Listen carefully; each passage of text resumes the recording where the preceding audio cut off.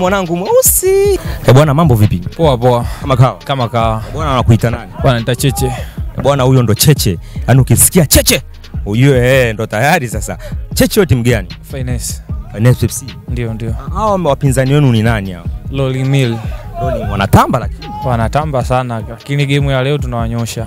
Kwa hiyo uhakika mnashinda? Uhakika tunashinda game ya leo. Kwanza hapa mnagombea nini? Tunagombea mbuzi. Mbuzi tu. Mbuzi, mshindi wa kwanza, mshindi wa pili, jezi na kadhalika. Bwana noma sana. Hili bonanza linaitwaje? Taulile. Taulile.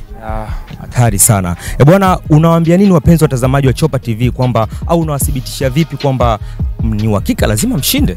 Uhakika lazima tushinde. Kwa asilimia ngapi? Tumejiandaa vizuri kwa 100%. Au sio? Tumejiandaa vizuri.